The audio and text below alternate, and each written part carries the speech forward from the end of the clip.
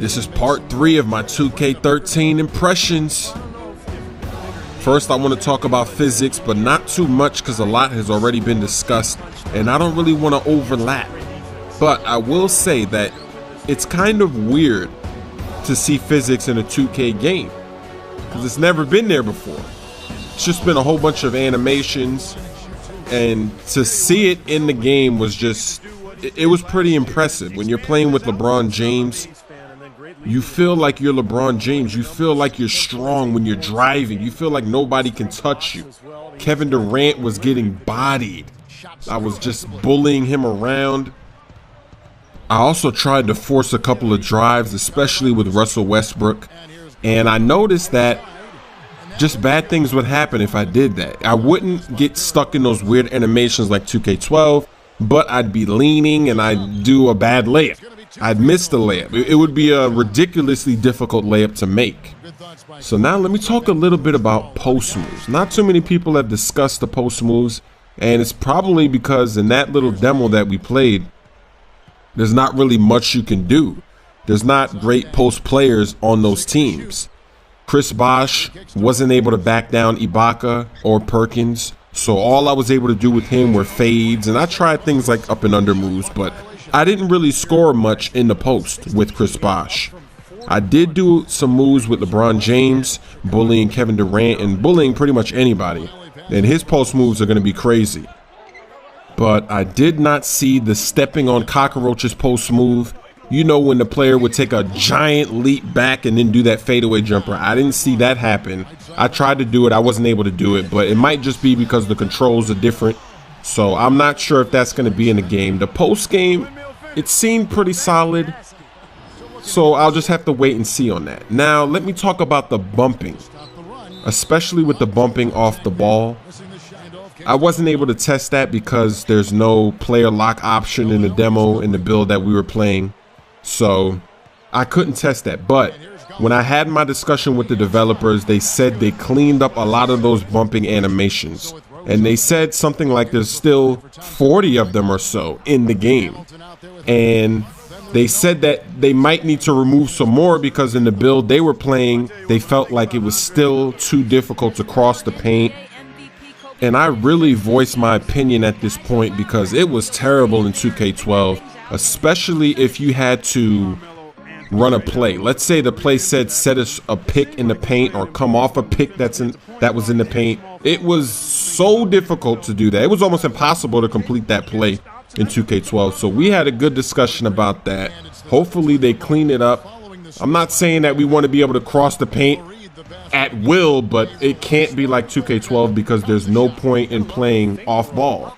And they have all these off ball movements in 2K12, if you remember when you would go to training camp or whatever it was, but you can't really use them because there's way too much bumping going on. So I definitely brought up that point and we talked for a good while about that. So hopefully they do a good job before the game is released.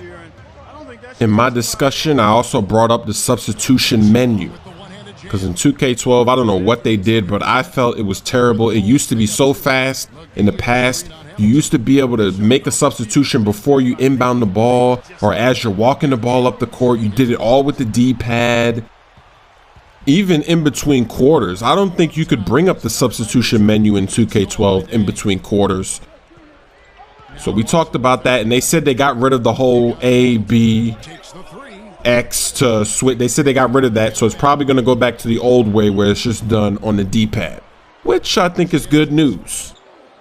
The developers did not want to comment on any specific game modes, but in reference to online gaming, I definitely had a few things to say. Number one, I brought up the settings, being able to save your settings again so that you have your camera saved. You have all your plays from your playbook saved, your rotations. It was so nice in previous 2K games when you could do that, and it's been gone the last 2 or 3 years, I believe. So I brought that up. I said, gamers online, they don't want to go in there and spend 10 minutes putting all their plays in, switching their camera, doing all that stuff. And we don't even have a 10-minute timer. So I know me too as well. Whenever I would play online, I wouldn't even set any plays because I was too lazy to do that. I want to be able to save my settings. And I brought that up And I did my best to rally for that to be in the game. They didn't say it was going to be in it or if it wasn't, but I let it be heard. And I also rallied for the online leagues. We need the sliders back. We need the flex schedule back. And I explained why we need those things back. So hopefully they do. Hopefully they do that, because it's just going to make online so much better. And that's what they need, because with the way the gameplay is this year, that's really the only thing I could see really holding this game back. I don't think there's going to be too many complaints gameplay wise. The gameplay is not perfect. It's never going to be perfect, but I think a lot of people are going to enjoy the improvements they made. But if online is still then this game is just not going to be able to get to that level that it deserves to be at and that it could potentially be at. So I definitely made a case for online gaming.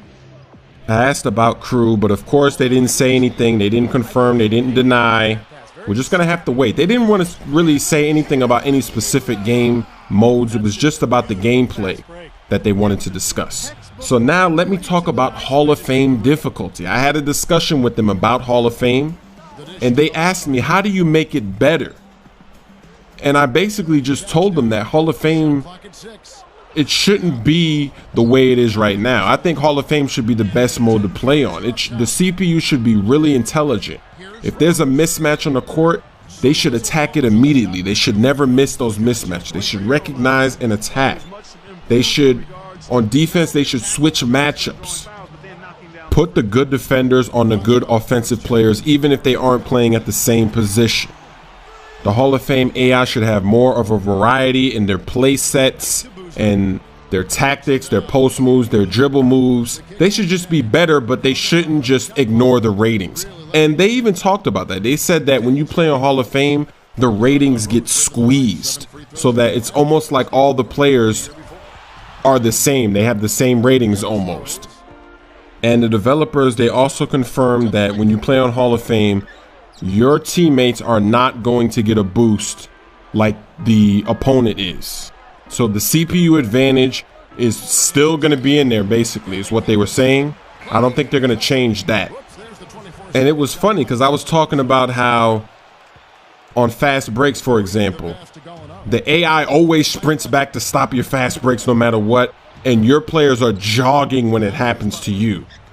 And they said that they don't dumb down your teammates, but they don't give your teammates a boost when you lift the difficulty up. They give the AI a boost. So I guess that information about Hall of Fame difficulty is bad news. Maybe we can get them to change their ways and their thinking of what Hall of Fame should be. Maybe we should do that. We should rally, start a campaign this year, and maybe next year they'll make it so that Hall of Fame is a lot more fun to play and it's not just a bunch of cheese. The next thing I want to talk about is the double teaming. I don't think I saw any double teaming in the build that I got to play. And when I talked with the developers, I asked about, what if you're setting a pick and roll? You're running a pick and roll and then the AI double teams you.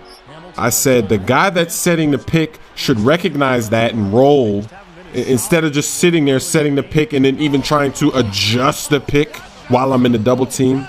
I brought that up. They didn't say that changed.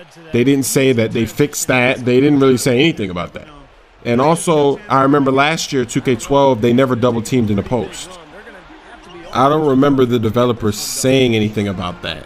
But in terms of just double teaming and being smart, such as, let's say you're playing the Celtics and you want to double team off Rondo. In 2K12, when you would double team off of Rondo, your teammates would still rotate, and then they'd rotate over to Rondo and leave somebody else open. I asked about that. Are they just gonna, because that's basically what you want when you play the Celtics. You want to leave Rondo, make them pass it to Rondo, and then you'll just simply rotate back to him. You don't want it to be where they're rotating like Rondo's a good shooter and they're rotating all around. Their answer was that this year the defense shouldn't do that. They should go halfway. They should fake like they're gonna come, but they're not gonna actually come, so that if you do pass it to the other guy, not Rondo, but the other guy on the perimeter, it won't be an open shot like it was in 2K12. They also mentioned that in your defensive settings, if you say play tight to somebody, they won't ever double team off of that guy. So that's it for part 3.